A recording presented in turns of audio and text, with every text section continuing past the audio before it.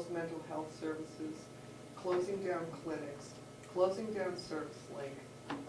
I mean, they just are getting rid of everything, and instead of, they're not calling it downshifting, they're calling it cost shifting.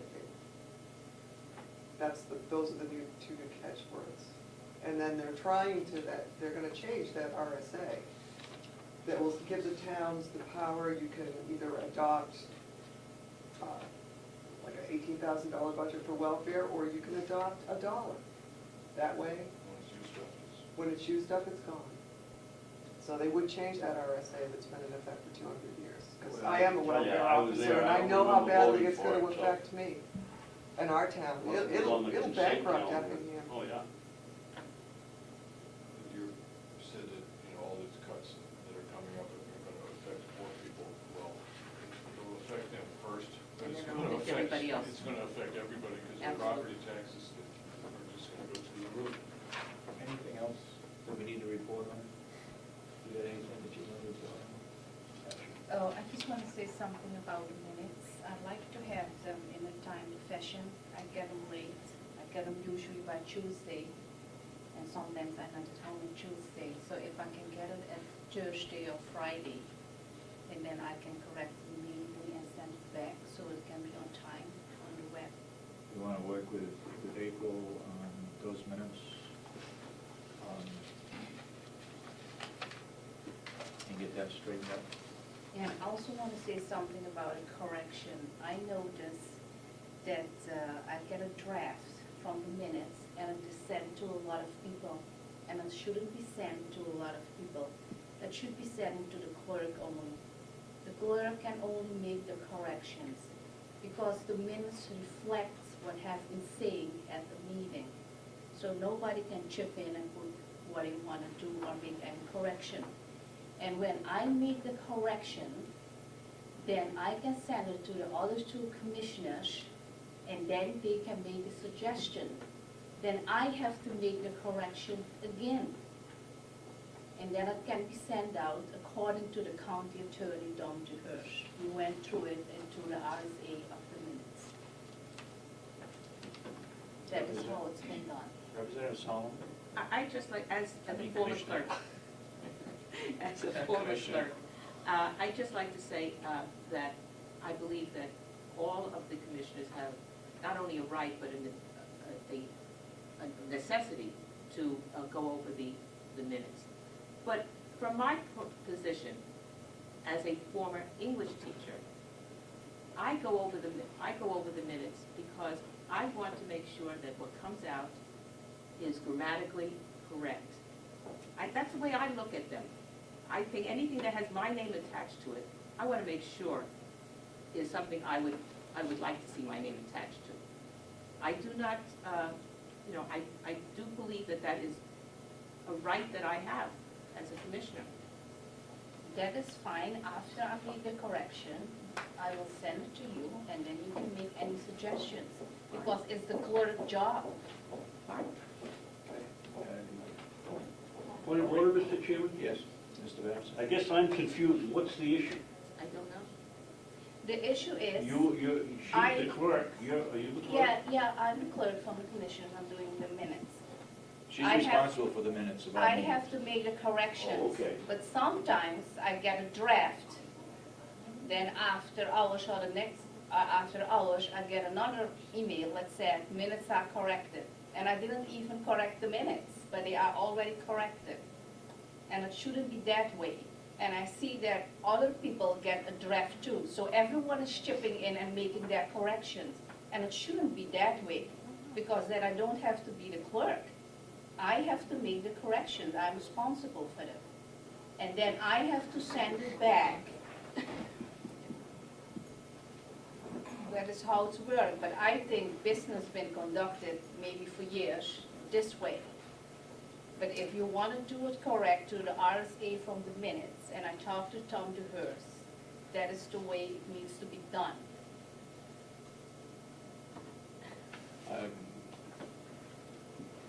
From my point of view, as long as the minutes get corrected, it doesn't matter how they're corrected, as long as they're corrected, and we, as commissioners, would sign the corrected minutes.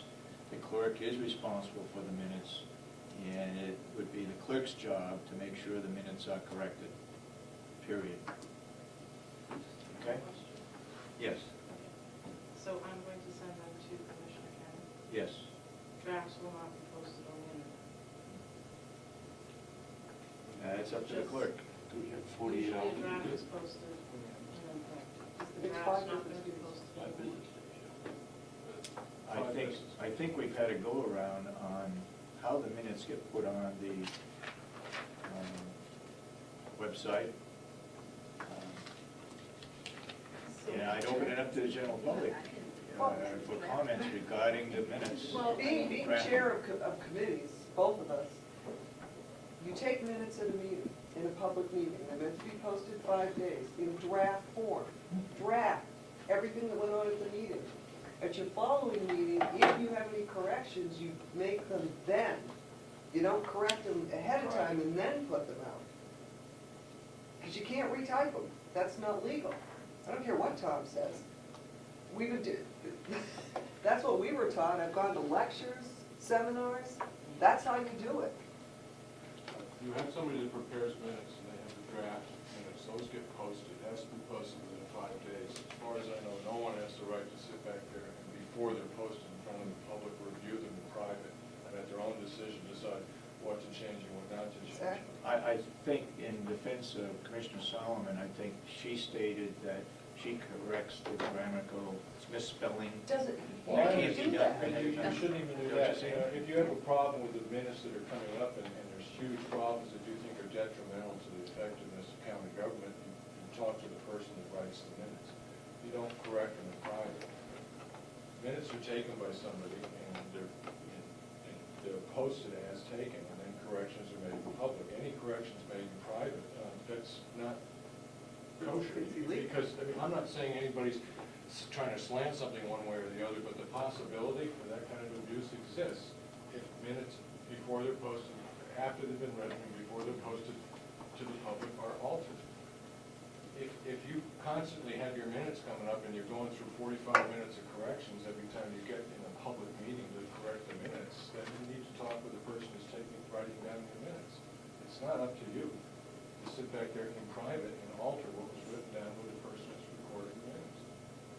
Okay, then the minutes will be posted. Draft Draft form. They Yeah, can it's say fine. right on it, draft. Draft, that's I what they mean, should when I do say. minutes for CBA, I do CBA minutes, and I'm responsible for seeing that they're done, and it says right on it, draft. And then it has approved or approved with corrections. So that if it says approved with corrections, you know you're gonna look at the next set of minutes to see what the corrections were. They go to court.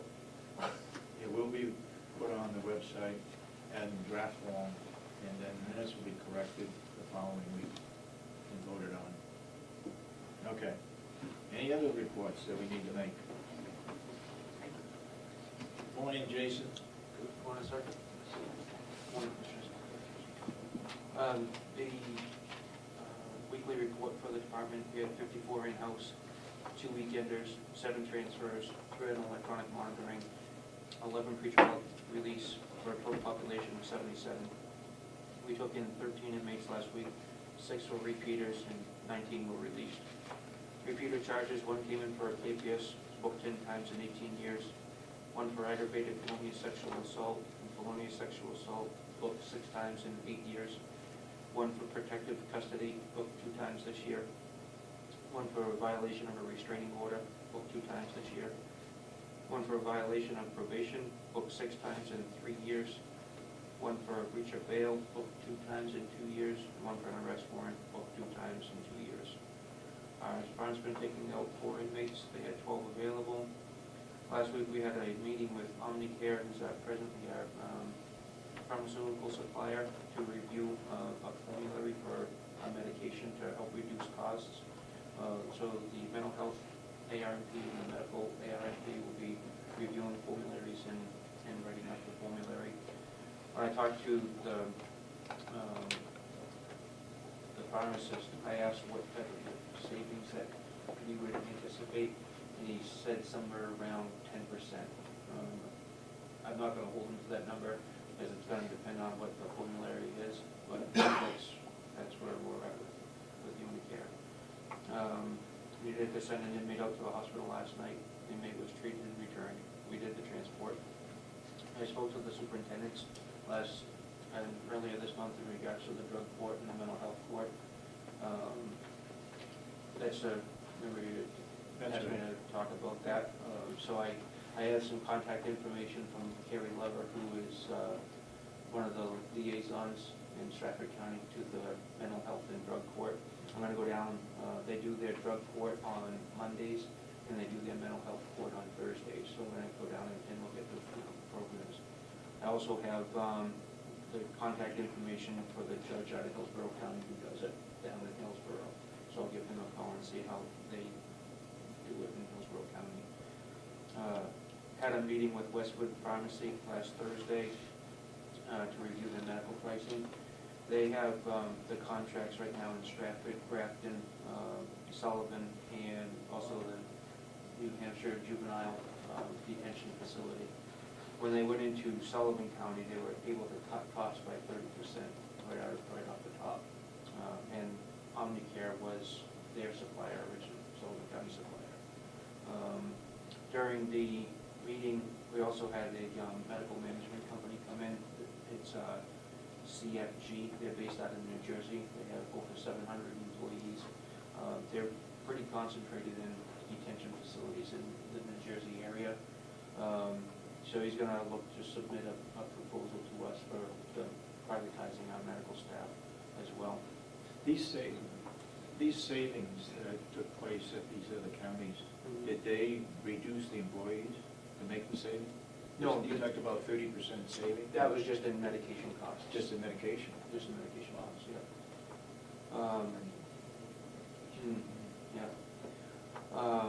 With the budget or the proposal that Prime submitted to us, with the actions that were done on Monday, we're actually $68,000 short of their proposal now. So I scheduled a meeting for them to come up next Wednesday. Okay. I emailed Frank Kamakowski, who is the Vice President of Operations, and if I just destroyed his last name, I apologize. Sounds like a Japanese. So, they plan on coming up next Wednesday anyways, to do a presentation to you regarding their services, but I don't know, it doesn't look like we're gonna be able to even entertain a proposal from them at this point. In regards to the monitor upgrade, I looked at the statute on the competitive bidding statute, and I know you're familiar with it. It would be my recommendation not to put it out to bid, because we're gonna be interfacing the equipment that's already there. Secure Controls has already said that they will not warranty any type of work that goes in coordination with them.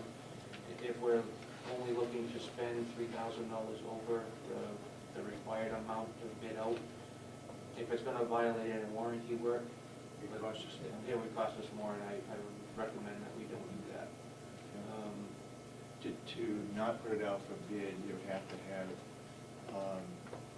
unanimous vote of the commissioners to do that. Correct. Okay? Yeah, I understand. Because of those reasons. As long as we have reasons, then we Right. can, Yeah. we don't have to put it out for bid. Right. Okay. Yeah. May I ask you a question? It has nothing to do with what has just gone on. But I note here that one of the prisoners was released to Rockingham County. Mhm. Does that mean that Rockingham came up and picked him up? We drove them down. That's what I want to know. Yeah, we drove them down. Okay, sorry, continue on with your report. That's all I have. Anybody got any other questions regarding the operation of the jail? I think, Jason, what you do every week, and you did it today, is you make the jail more efficiently run. You're looking at other alternatives of reducing costs, and I think that's fantastic, and you deserve a lot of credit for doing that. I'm sure some jail superintendents could just get by with the day-to-day activities and go along with what is usual, but I think you take the initiative to look into making the jail more efficiently run, less cost.